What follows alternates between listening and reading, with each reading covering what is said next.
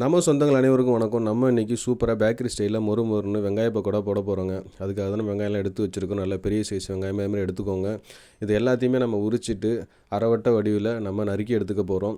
நல்லா பெரிய வெங்காயம் எடுத்துக்கோங்க. அப்போ தான் சாப்பிட்றதுக்கு நல்லா சூப்பராக டேஸ்ட்டாக மொறுன்னு இருக்கும். அதுக்கு முன்னாடி நம்ம சேனலை சப்ஸ்கிரைப் பண்ணிடுங்க. நம்ம சேனலுக்குள்ளே சப்ஸ்கிரைப் பண்ணி கிளிக் பண்ணி ஆளுங்கிற ரூம்ஸ் கொடுத்துக்கோங்க. இதை எல்லாத்தையும் நம்ம நறுக்கி எடுத்துக்க போகிறோம். ஒரு 6-7 பச்சை மிளகாய் எடுத்து வச்சுருக்கோம். அது கூட சோம்பு, நல்லா உரித்த ஒரு பூண்டு எடுத்துக்கோங்க. பூண்டை வந்து உரிச்சிடாதீங்க. பூண்டை வந்து முழுசாக உரித்து ஒரு 2 பூண்டு நல்லா நிறையா போட்டுக்கோங்க. அப்போ தான் நல்லா டேஸ்ட்டாக மொறுன்னு வாசமாக இருக்கும். இது எல்லாத்தையும் ஒரு 2-3 சுற்று மிக்சியில் விட்டு நம்ம எடுத்துக்க போகிறோம். அப்போ தான் இது மாவு கலக்கும் போது கொட்டி நம்ம கிண்டுறதுக்கு நல்லா ஈஸியாக இருக்கும். ரொம்ப அரைச்சிடாதீங்க. ஒரு 2-3 சுற்று விட்டோன்னே எடுத்துருங்க. அது கூடவே நம்ம நறுக்கி வச்சுருக்க வெங்காயத்தெல்லாம் நம்ம எடுத்துக்கலாம். நல்லா உதுத்து விட்டுக்கோங்க. நல்லா பிசைஞ்சு தனித்தனியாக இருக்கிற மாதிரி உதுத்து விட்டுக்கோங்க.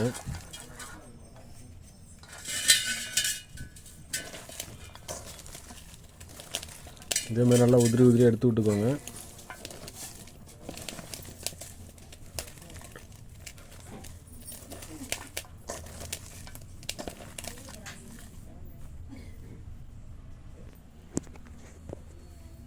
வெங்காயத்தை எல்லாமே நம்ம நல்லா பிசைஞ்சு விட்டு உதிரி ஆக்கியாச்சு. இப்போ நம்ம ரெடி வச்சுருக்கிற மூலப்பொருளை சேர்த்துக்கலாம்.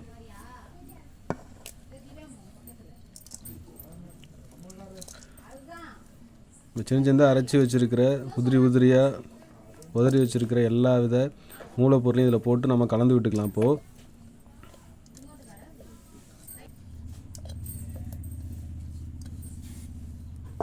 எல்லாத்தையுமே போட்டாச்சு. இதை நம்ம நல்லா கிண்டி விட்டுக்கலாம்.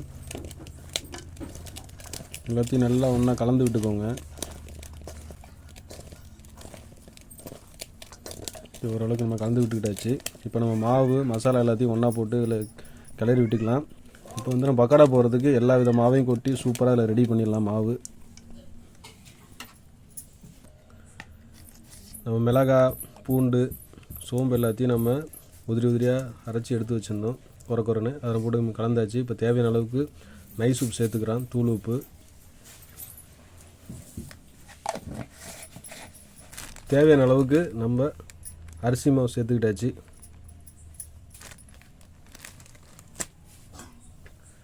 தேவையான அளவுக்கு நம்ம கார்ன்ஃப்ளவர் மாவு சேர்த்துக்கலாம். இப்போது 1 ஸ்பூன் அளவுக்கு கார்ன்ஃப்ளவர் மாவு சேர்த்துக்கிட்டாச்சு. இப்போ நம்ம கடலை மாவு சேர்த்துக்கலாம்.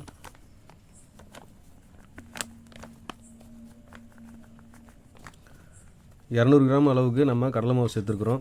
இதை நல்லா இப்போ நம்ம கிளறி விட்டுக்க போகிறோம். தண்ணி சேர்க்காதீங்க. தண்ணி தேவைப்பட்டால் கையில் தெளித்து விட்டுக்கோங்க. தண்ணி ஊற்றிடாதீங்க. அப்போ தான் பக்கோடா நல்லா மொறுன்னு டேஸ்ட்டாக இருக்கும். இதில் கொஞ்சமாக தேவையான அளவுக்கு ஒரு 1/4 டீஸ்பூன் அளவுக்கு மிளகாத்தூள் சேர்த்துக்கலாம். நம்ம ஏற்கனவே மிளகாய் போட்டிருக்கோம். ரொம்ப காரமாக இருக்கும். அதனால் போதுமான அளவுக்கு 1/4 டீஸ்பூனுக்கு மிளகாத்தூள் சேர்த்துருக்குறோம். போதும். இப்போ எல்லாத்தையும் நம்ம நல்லா கிண்டி விட்டுக்கலாம். எல்லாத்தையும் நம்ம நல்லா கிளறி விட்டுக்கலாம். வெங்காயத்திலே தண்ணி ஊறும். அதனால் தண்ணி ஊற்றிடாதீங்க. தேவைப்பட்டால் லைட்டாக தெளிச்சுக்கோங்க.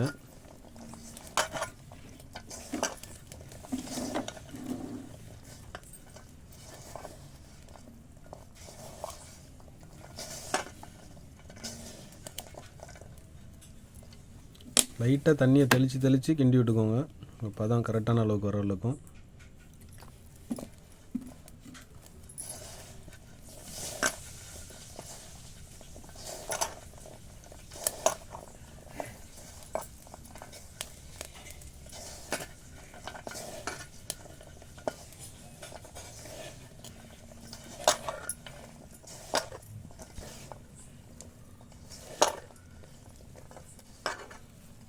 மாவு எல்லாம் நல்லா மிக்ஸ் ஆகி வெங்காயத்தோடு கலந்து வர அளவுக்கு நல்லா கிளறி விட்டுக்கோங்க.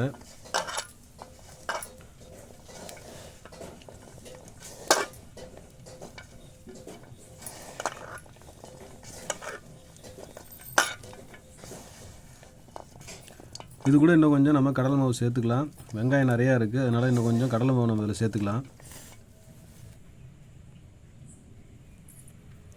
இன்னும் கொஞ்சம் மாவு ஒரு 50 கிராம் நம்ம எக்ஸ்ட்ரா சேர்த்துக்கலாம்.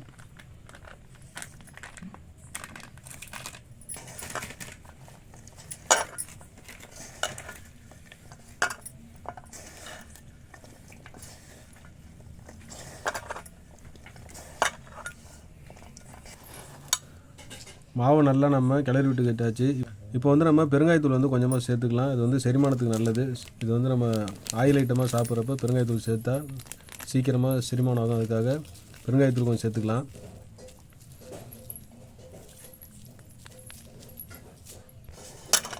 பெருங்காயம் எல்லாத்தையுமே சேர்த்து நம்ம நல்லா கிண்டிக்கிட்டாச்சு. இப்போது தேவையான அளவு கொஞ்சமாக தண்ணி ஊற்றிக்கலாம்.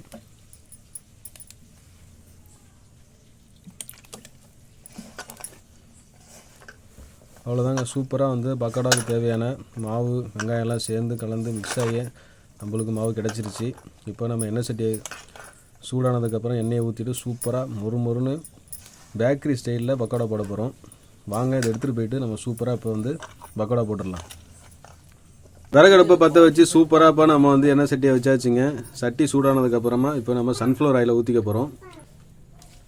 சட்டி நல்லா சூடாயிடுச்சு. இப்போ நம்ம சன்ஃப்ளவர் ஆயிலை ஊற்றிக்கலாம். எண்ணெய் வந்து நிறைய ஊற்றிக்கோங்க, அப்போ தான் பக்கோடா வந்து நல்லா மொறுன்னு பொரிஞ்சு வரும்.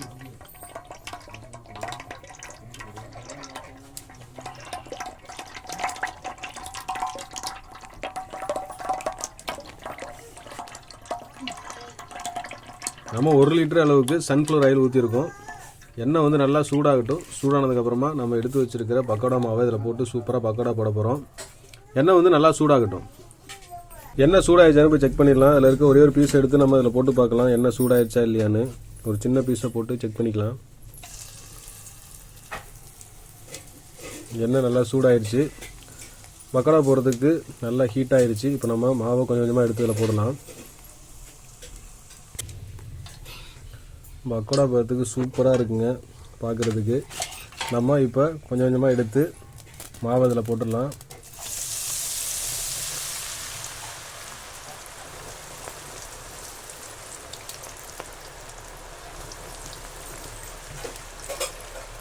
எண்ணெய் நல்லா சூடாக இருக்குது.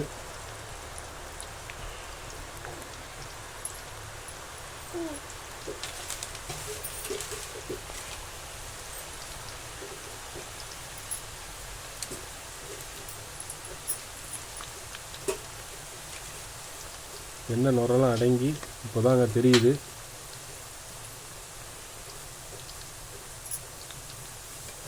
அப்படியே ஒரு திருப்பி விட்டுக்கோங்க லைட்டாக. பக்கோடா வெந்துக்கிட்டு இருக்கு, அப்பப்போ திருப்பி விட்டுக்கோங்க. ஒரே சைடு வேக விடாதீங்க, ரொம்ப செவந்துடும்.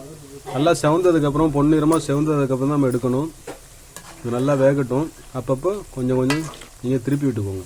பொன்னிறத்தில் செவந்து சூப்பராக வந்து பக்கோடா ரெடி ஆயிடுச்சுங்க. நல்லா உதிரியாக மொறுன்னு இருக்குது. பார்க்குறதே நல்லா கலர்ஃபுல்லாக சூப்பராக இருக்குது. பேக்கரி ஸ்டைலில் சூப்பராக ரெடி ஆயிடுச்சுங்க பக்கோடா. நல்லா செவந்து பொன்னிறத்துக்கு வந்துருச்சுங்க. எண்ணெய்லாம் ஓரளவுக்கு பார்த்தீங்கன்னா அந்த பபுள்ஸ் வரதெல்லாம் வந்து ஸ்டாப் ஆயிடுச்சு.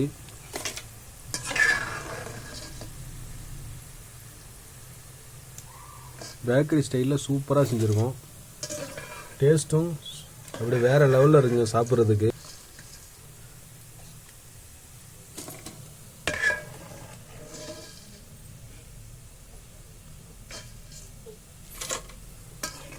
முறையெல்லாம் ஓரளவுக்கு அடங்கினதுக்கப்புறம் எடுத்துங்க, அதான் வந்து நல்லா சரியான பதம்.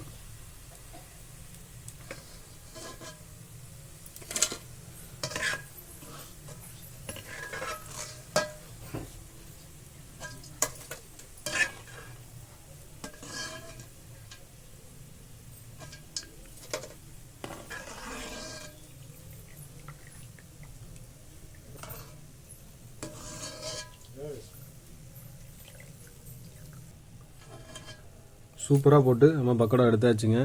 அடுத்த ரவுண்டு நம்ம இதே மாதிரி போட்டு ஒவ்வொரு தடவையும் நம்ம எடுத்துக்கலாம். 2வது ரவுண்டு போட்டுக்கலாம். இதே மாதிரி மீதி இருக்க மாவெல்லாம் நம்ம ஃபுல்லாக போட்டு எடுத்ததுக்கப்புறமா உங்களுக்கு எப்படி வந்திருக்கு அப்படிங்கிறத பற்றி நான் காமிக்கிறேன்.